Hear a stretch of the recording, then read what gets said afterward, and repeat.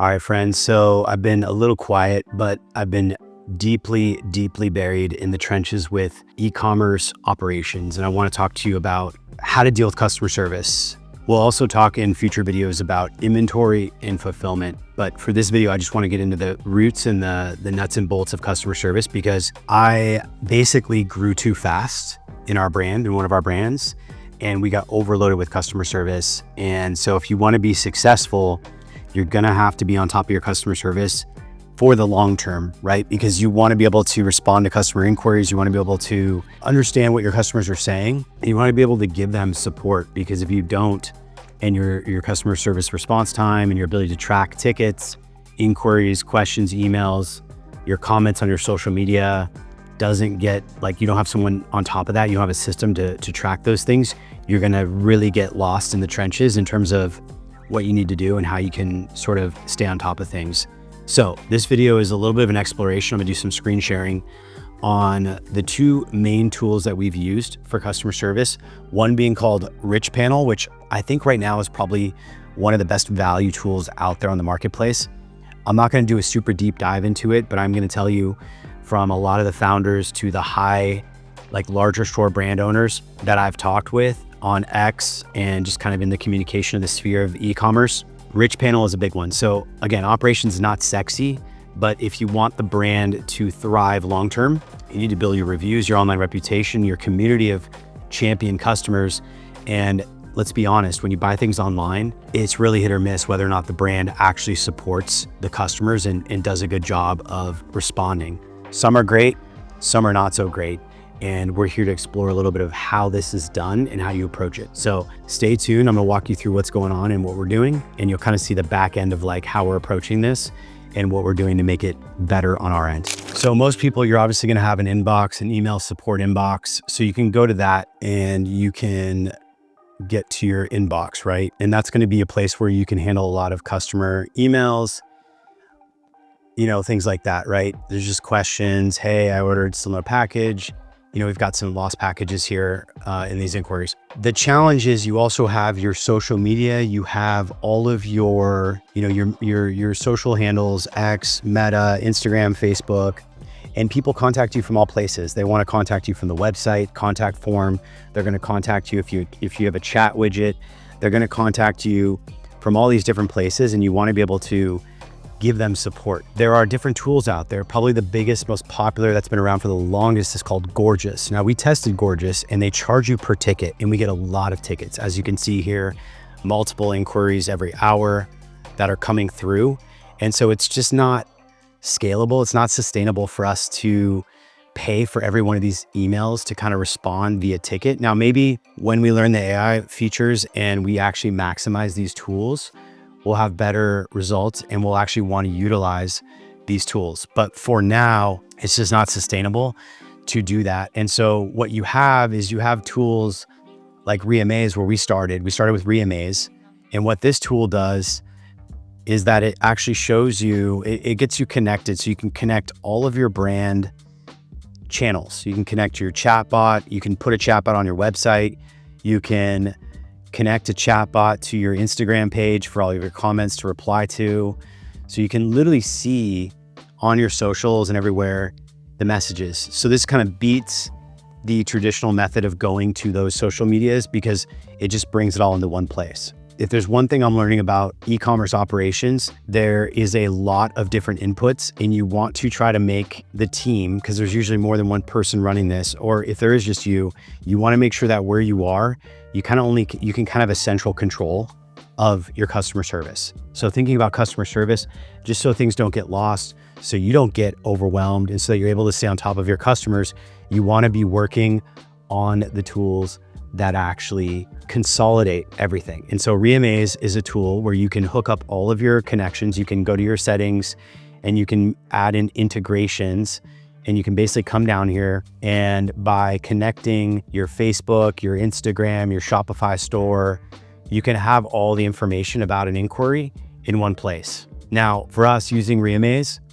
we probably didn't do the best job, where like we have all these tickets here and there's things you can do with them. You can mark them as resolved, you can mark them as done. We kind of left it, the existing team was just kind of responding to these, and then they would come back in here and check this inbox and search for inquiries and sort of look for things that hadn't been responded yet. So what happened is we just built up this massive, inbox of inquiries. Now, in a good kind of process, you would take these inquiries, I'll just grab something from a while ago and just mark it and archive it, or potentially add a tag to it and, make it closed. So you can kind of see here that if you go to one of these tickets, you can click on this, and on the side, you'll see that pulls in all of your information. So this is helpful because it will allow you to ideally match up the customer name and information with these connections, your Shopify store, the order number from the person, in this case, her name, and where she is in Shopify. So there's gonna be a lot of blurring in this video, I know that, and that's fine. What we wanted to do though was I wanted to explain to you how these tools work. So this is Reamaze. Personally, I think that Gorgias, which looks really nice, or as you're gonna see here in a second, Richpanel, I'll show you on this next clip here, gives you a bit cleaner look on the side. And that's really important. When you're dealing with customers, it's really nice if you can not just, go to an inbox, have to copy their name, look at their email, copy their email, pull it up in Shopify, but like really manage the entire inquiry and session through one sort of platform, so that you can deal with what you're doing and kind of go from there. And that helps a lot because you want to check on the order status. Maybe you want to give them tracking. You want to be able to look in their order very conveniently if you can to pull in information. So for me, Reamaze was kind of a non-starter. Now it's super cheap. It's $50 a month for one seat. And I'm not encouraging this, but you could share this with like an assistant if you had them, and they could log in and you could, kind of tag things by your name, their name, whatever you think as far as the nature of the inquiry, and define what you want to do for a workflow like that. Same thing can be done with Richpanel. I'm going to show you how we built this for Richpanel. All right, for Richpanel, it's kind of similar, but you have this layout. So what you have is kind of like over here, you can tag team members. You can also put things in what's called urgent.